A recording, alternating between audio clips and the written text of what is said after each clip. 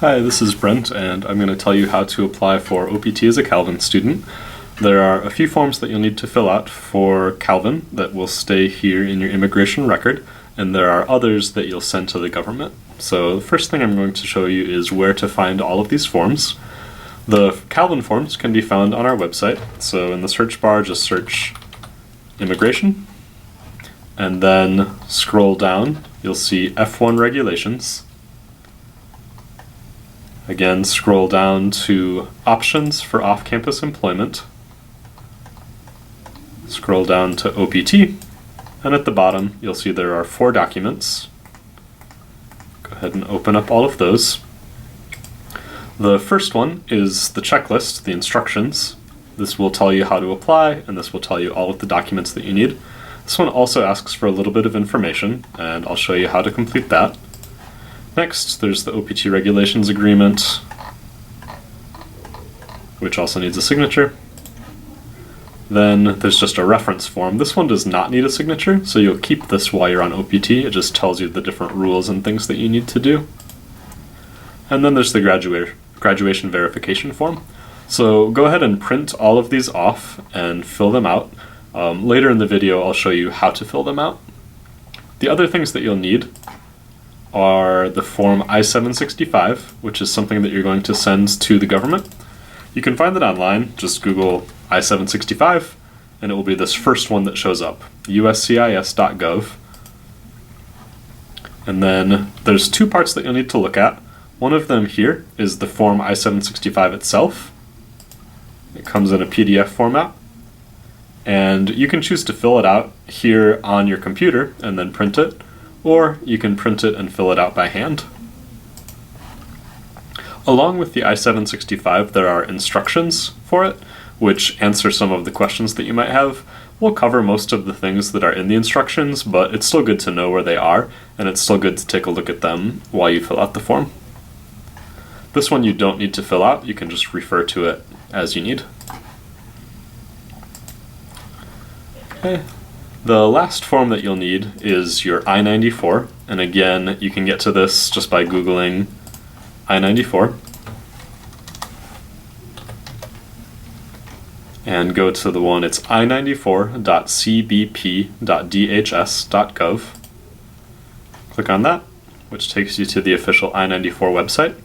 In order to access your I-94, you do need your passport, so have that ready when you go to the website. Scroll down to the second option from the right. It's called Get Most Recent I-94. Then read this and click Consent and Continue. And then here it asks for some information. Fill out these boxes exactly as they show up on your passport. So here's your first name, your last name or family name, your date of birth, then your passport number, and your passport country of issuance. Some students renewed their passport after getting their visa. Use your most recent passport. So whichever passport you most recently entered the country on, that's what you're going to use for your I-94. After you've filled out this information, you can click Next here, and that will take you to the I-94. The first screen that comes up will be the I-94 itself. That's the screen that you want to print. You don't need to go into the travel history. Okay. So now that we have all of the forms, I'm going to show you how to fill them out and give you some advice on some of the trickier questions.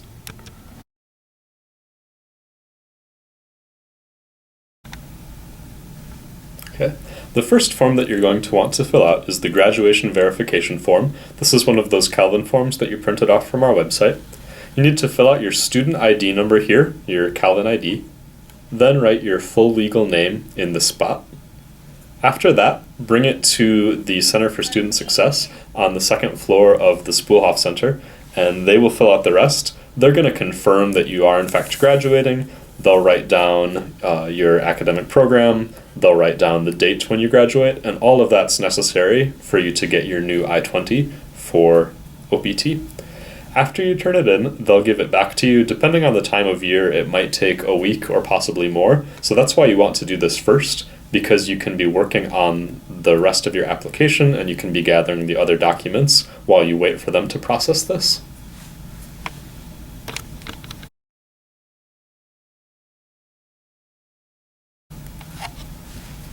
The next form is the OPT Regulations Agreement. This just states the regulations for working as a student on OPT, just the different kinds of jobs that you can do and your responsibilities about reporting your employment. Be sure to read this thoroughly, make sure you understand it completely. If you have any questions, feel free to let me know, and I'd be happy to explain it to you. So you just want to read this over. This is a two-sided form, so read both sides, and then be sure to sign the bottom, and you'll turn it in with your other Calvin forms.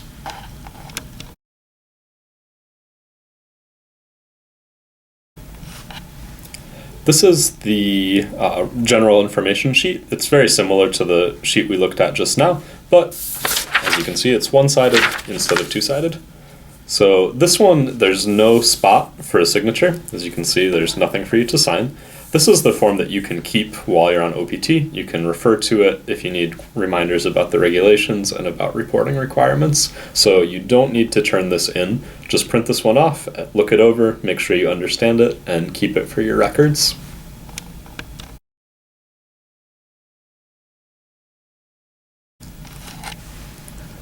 Last of the Calvin forms is the application procedure, the checklist. This actually has two checklists on it, as you can see. We've got 1, 2, 3 here, and then down here we have 1 through 8.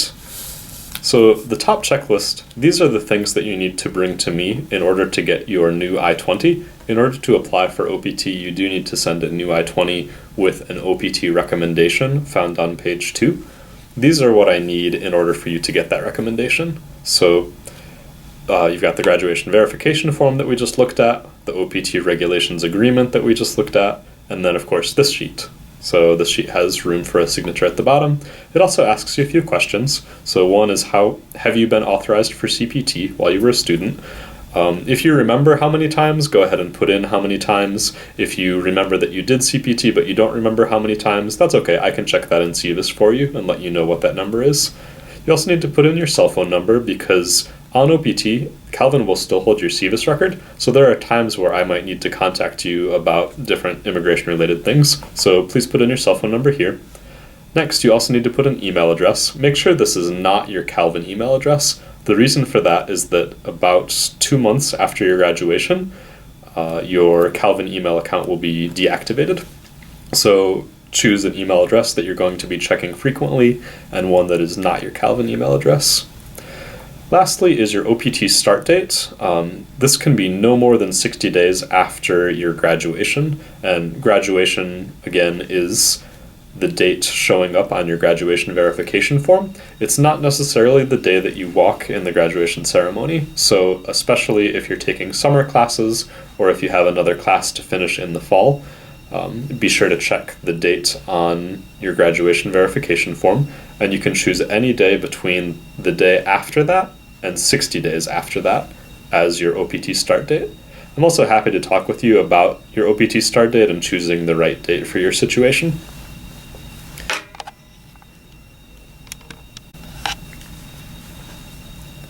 So the second checklist on here is all of the things that you'll be sending to the government for your OPT application. So the first one is a signed I-20 with OPT recommendation. You'll get this recommendation, again, after you turn in all of the Calvin forms. Then I'll print that off for you. Once you receive the recommendation, you do need to send it to USCIS, the government, within 30 days of receiving it. It's only valid for 30 days, so they need to receive it within 30 days of receiving that. Second is a completed I-765. That's the government form that I showed you how to print off at the beginning of the video. We'll go into details about how to fill this out. It is 7 pages. It gets a little bit complicated, but we'll go over that later in the video. The other things you need to send to USCIS include 2 passport photos. These need to be taken American style. You can get them taken here on campus in the AV department, which is in the basement of Heminga Hall. I believe it costs $7 to get a pair of passport photos. And the good thing about getting them done there is that they know the dimensions that it needs to be, they know how to take them, and all of that stuff. So if you take them here on campus, they'll be up to specification. You also need a copy of your I-94, which is accessible on this site. Again, we showed you how to find that. That's the one that you need to enter information from your passport in order to access. Number 6, a copy of your unexpired passport. This is only the ID page, so it's the page that has your picture on it, the page that has your date of birth, expiration date, etc. Again, if you have your visa and an expired passport, you only need a copy of your unexpired passport.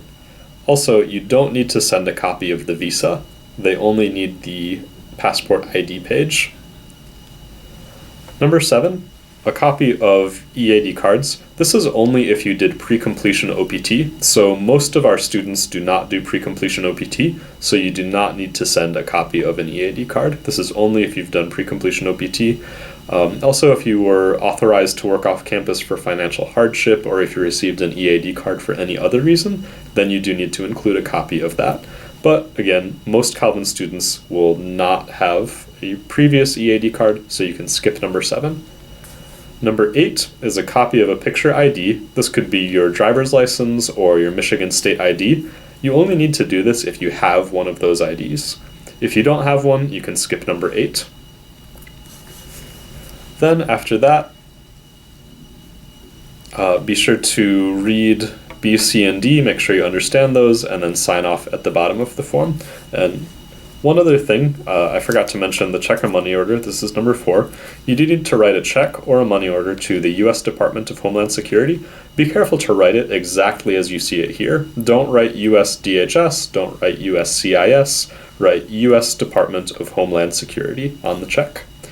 Make the check out for $410, and it must be from a U.S. bank account or be a money order from a U.S. company. So if you have a checking account, you can write a check. If you have an account with LMCU, as most Calvin students do, you can ask them to give you a single check. And later in the video, we'll show you how to fill out the check. The check does not need to be in your name. The government will take money from anyone. So if it's from a friend's bank account, that's okay. Just pay your friend back and write the check that way.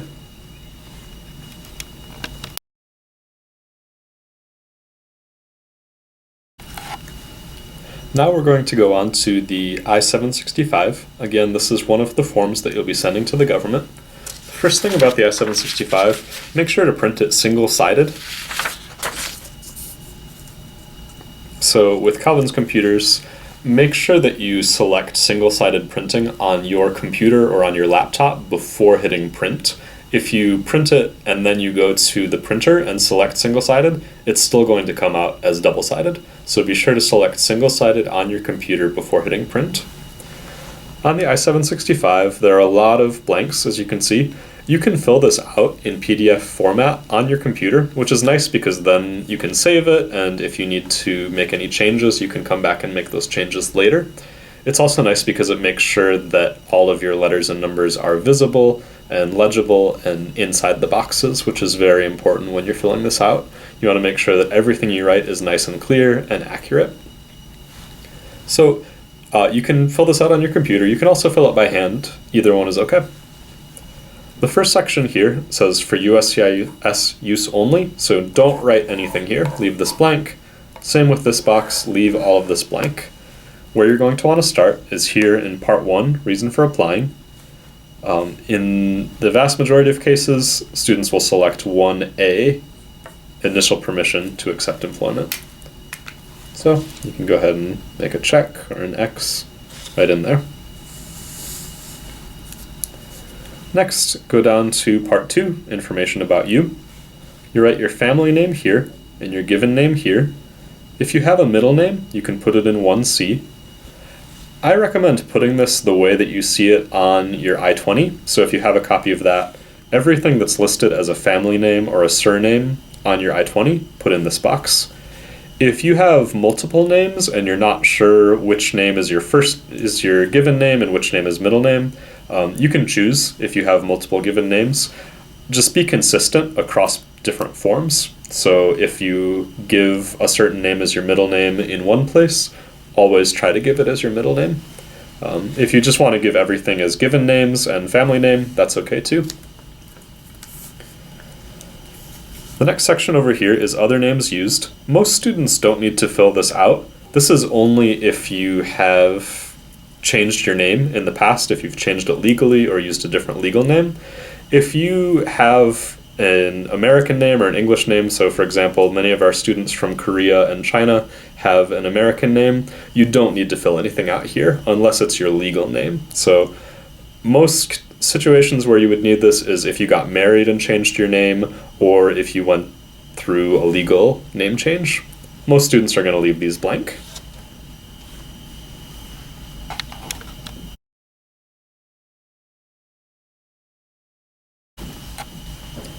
Next is page 2. This is part 2, information about you continued. Here you'll see there are 2 sections asking for your US address. One is your US mailing address, the other is your US physical address. This mailing address is where they're going to send important documents such as your approval notice, your pending receipt, and your EAD card. So this needs to be somewhere that you can receive mail 3 to 5 months down the road. Many of you are going to move after graduation, so if you're moving, you don't want this to be your current location. It's possible to send it here to Calvin to admissions and we'll forward it to you. I really don't suggest that because it doesn't come straight to Calvin. It actually goes to the mail center, and then after they process it, it takes a few days and it goes through intercampus mail. It takes a few more days to come to the Spoolhof Center, then it takes a few more days to reach my office, then it takes me a few more days to email you, and then you have to respond, and then I have to send it to you, and as you can see, it gets very delayed. It can also get lost during that process, so I really don't recommend putting Calvin down as your US mailing address. Instead, find a friend that you can trust or someone you know who's going to be living in the same place and put their information down in this mailing address section. Next, number 6 asks, is your current mailing address the same as your physical address? That means, do you live at the place where you want your documents to be sent? If you put yes here, then you can skip this section. If you put no here, then you need to put down your US physical address. This is where you're currently living. After that, you can go on to this next section, other information. Number 8, alien registration number. Most Calvin students will not have this. If you're asking yourself, what is this? Then you don't have one. Number 9, USCIS online account number, same thing. If you're asking yourself what is this, it means you don't have one, so leave this blank. Number 10, gender, select male or female. Number 11, marital status, select one of the boxes. Number 12, have you previously filed Form I-765? For most Calvin students, the answer to this question will be no. However, some students who did pre-completion OPT or who filed for economic hardship work authorization, they will want to select yes. But again, for number 12, most Calvin students will say no. Number 13, has the Social Security Administration ever officially issued a Social Security card to you? If you have a Social Security card or a Social Security number, you'll want to select yes for this. If you don't have a Social Security number, select no. If you had a Social Security number, but you lost your card, you should still select yes for this. This is not the best way to get a replacement Social Security card. Now we're going to go on to 13B. So if you do have a Social Security number, you want to provide it here. And then 14, do you want the SSA to issue you a Social Security card? Again, if you already have a number and you lost the card, do not ask them to issue you a new card. Instead, you should go to the Social Security office and apply for a replacement card. However, if you have never had a Social Security number, you can select yes here, in which case you will also need to answer questions 15, 16A, 16B, 17A, and 17B. If you answered no to number 14, then you can skip 15, skip 16A and B, skip 17A and B, and continue on to 18. So again, everyone should answer 18.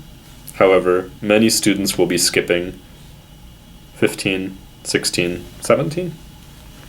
For section 18, list all countries where you are currently a citizen or national. If you need extra space, you can add it in part 6, which will be the last page, but most students you'll put the country where you're a citizen.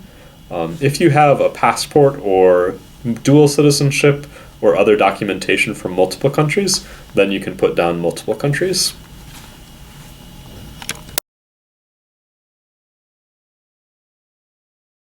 Right, now we're on to page 3.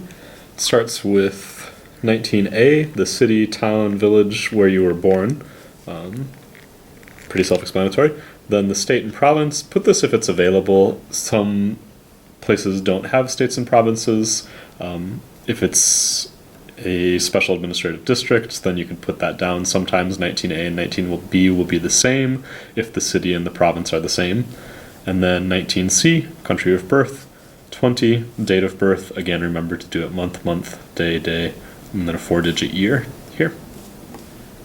Next is information about your last arrival in the United States. You want all of this information to match what's on your I-94. So again, the I-94 was one of those documents that we accessed online. It was the one that you had to use your passport to access. So the first part is your I-94 arrival departure record number. This will show up right on the I-94 itself. Then 21B, passport number of your most recently issued passport. Some students have a renewed passport and then they have their visa in their old passport, which is expired. If you have an expired passport with your visa in it, you still want to do your most recent passport.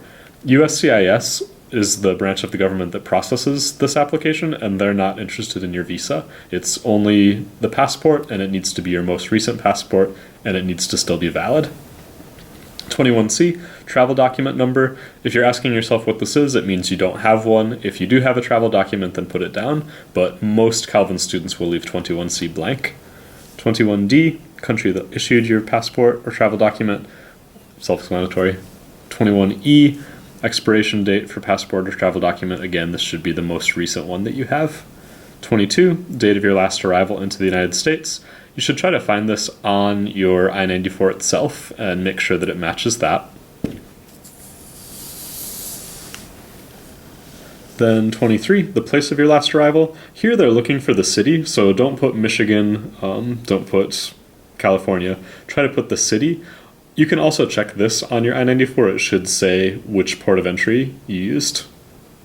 Also, be aware that if you had connecting flights, you're going to want to put the place where you went through customs and immigration. So the place where they stamped your passport, the place where they asked you questions, that sort of thing. If you flew directly into Grand Rapids from a foreign country, then it's possible that your place of arrival is Grand Rapids, but most Calvin students fly into a different port of entry and then have a connecting flight to Grand Rapids. So for most Calvin students, 23 will not be Grand Rapids. 24, immigration status at your last arrival.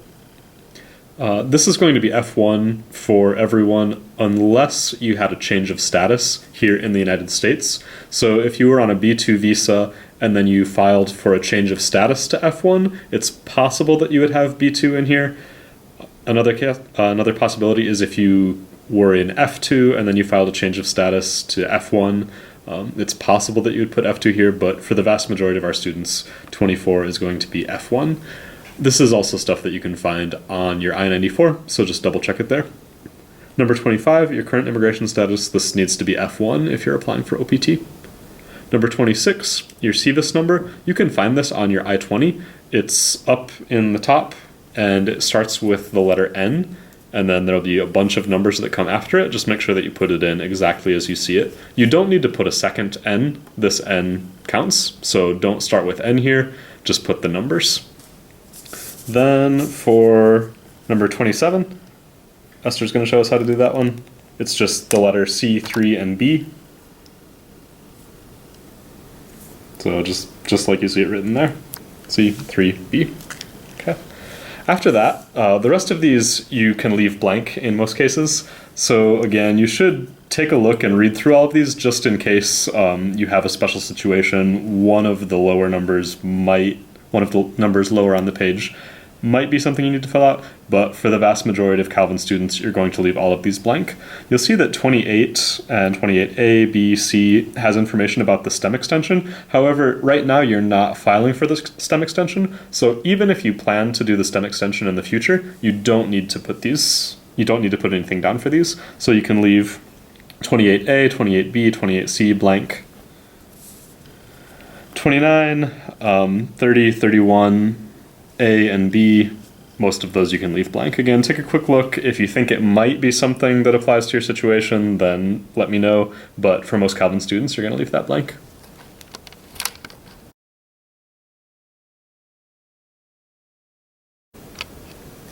Okay, now we're on to page 4.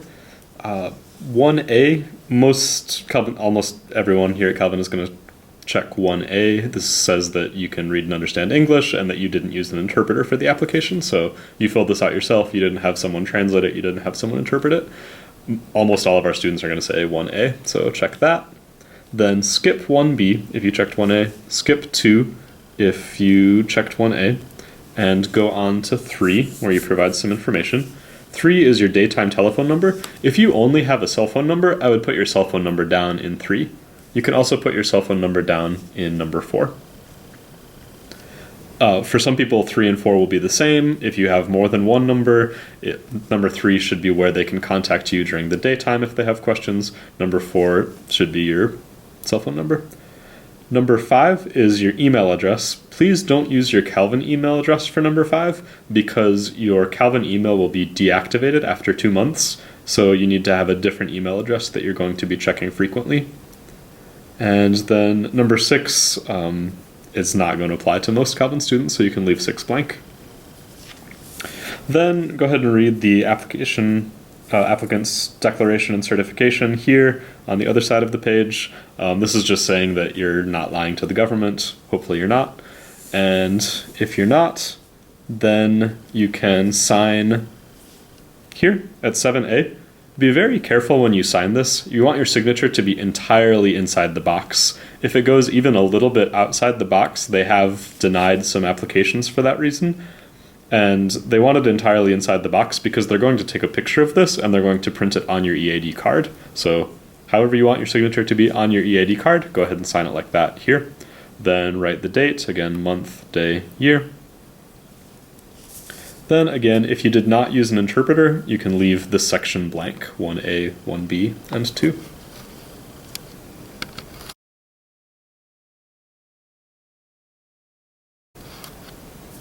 Number 5, you can leave this one blank. However, even if you leave it blank, you want to include it in your application packet. So even if it's blank, you should still send it to USCIS with all of the other pages and all of your other application materials. The only time you would fill this out is if you did have someone interpreting or translating the application for you and filling it out on your behalf, or if you had someone else signing it on your behalf. But again, this is not going to happen for Calvin students. So leave page 5 blank and then include it with your application packet.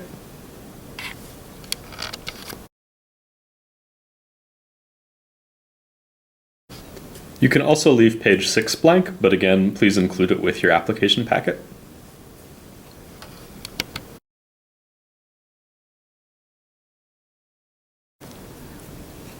Now we're on to page 7.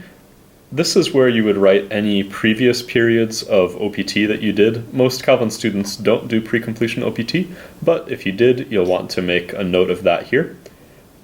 More common is if you did CPT during your time at Calvin, you'll want to list that here on page 7.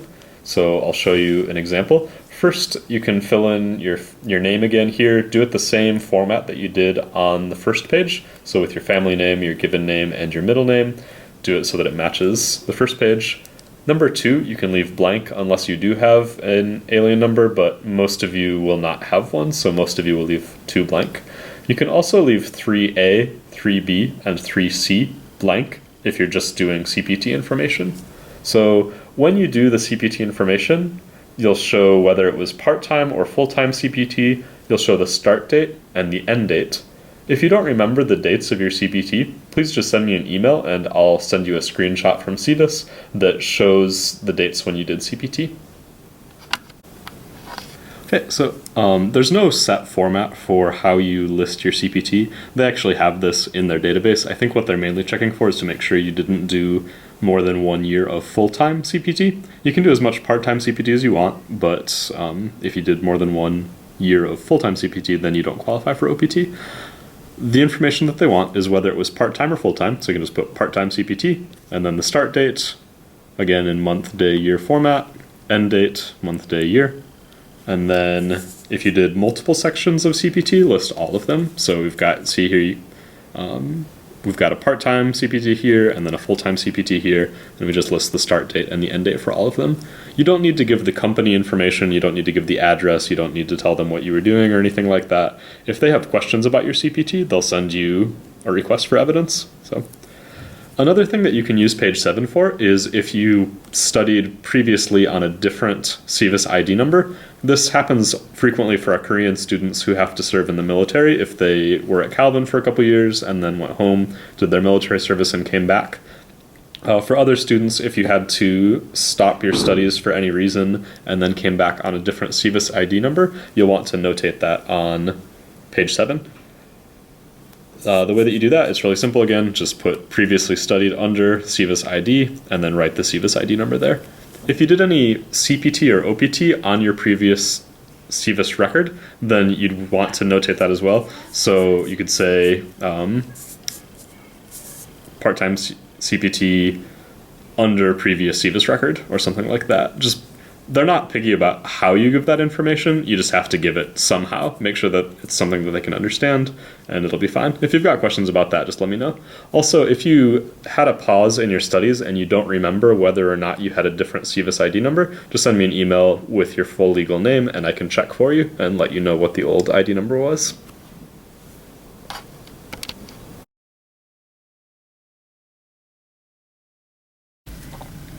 Next is the check or money order that you'll send to USCIS with your application packet. This is an example of a check. The check does not need to be in your name. It can be, you can use a friend's checking account and then pay them back. So anyone's fine. Just make sure that the account does in fact have $410 in it, because if USCIS tries to cash the check and it bounces if the money's not in the account, then they will reject your application. So to fill out a check, you write the date at the top. Then here where it says pay to the order of, write out exactly like this, U.S. Department of Homeland Security, just exactly like it is. This is also available on the checklist. You can see a number that has this printed out a little bit more clearly, but write it just like that. Then on the next line, write the amount, 410 and then just a long line, then XX over 100, that just means that there's 0 cents. So it's $410, 0 cents. You also write it in numbers here. And then you'll want to put your signature down here at the bottom. In this section where it says for, you don't need to write anything. Also, most checks on the back, there's a place for a signature. Do not sign the back of the check. That's for USCIS to sign. Money orders are very similar to this, so if you get a money order, it's going to be about the same thing. Usually a money order will come with the amount of money printed on it, and then you simply write out the U.S. Department of Homeland Security section and sign it. If you get a money order from the post office, those are a little bit more complicated, so you might want to ask the post office for help with filling that out.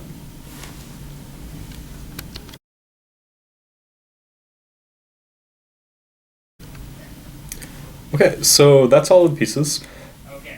Remember that in order to get the I-20 to send with your application, you need to bring me these 3 things. So the graduation verification form, the OPT regulations, and this sheet. All 3 of these forms have the Calvin University logo at the top, so that's how you know which ones they are.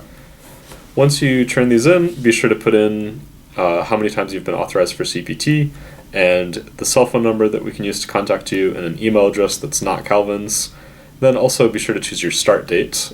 If you don't know when you want the start date to be, you can leave that blank and we can talk about it together. If you've done that and you've received your new I-20, then you're ready to start assembling the documents to mail to USCIS. That's what this checklist is for. These are the things that you'll actually send to the USCIS lockbox. First is the signed I-20 with the OPT recommendation. The signature is just going to be on page 1. Page 2 doesn't need a signature. Page 2 signatures are just for the travel endorsement, so you don't need the signature on page 2. Number 2 is your completed I-765. That's that long 7-page document that we went through. Number 3 is the 2 passport photos. You can get passport photos taken in the audiovisual room here on campus in the basement of Hueminga Hall. I believe it costs $7 right now. and they know the specifications for those, so they'll make sure that you have the right size of passport photos. Number 4 is the check or money order. Number 5 is your I-94, which we showed you how to print that off at the beginning. Number 6 is a copy of your unexpired passport, only the ID page. Number 7 is an EAD card if you have already had one. If you've never had an EAD card, you don't need to do number 7. Number 8 is a copy of your picture ID. This should be your Michigan picture ID or US ID, so either a driver's license or a state ID. If you don't have one, that's okay, because they'll still have photo ID from the passport copy.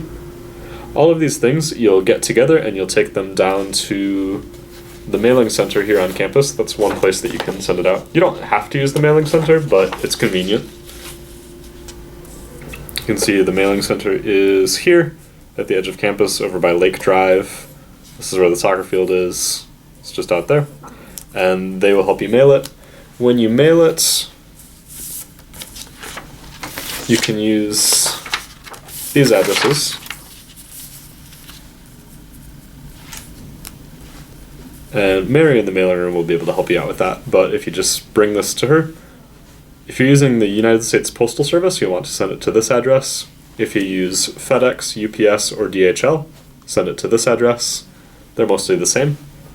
Before you send it, make sure that you make a copy of all the documents that you're sending in, because if they reject your application and you have a copy of it, then it's much easier to send in another application.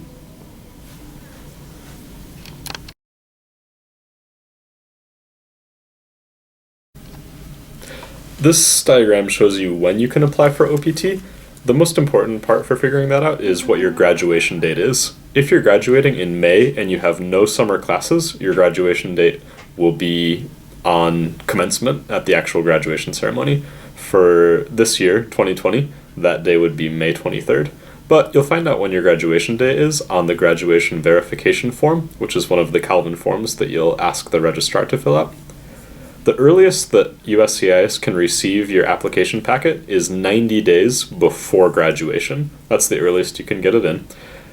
If possible, I recommend getting it in as early as possible. Of course, no more than 90 days, but if you can get it 90 days before graduation, if you can get it to arrive then, that's ideal. It'll put you earlier in line to get approved for OPT.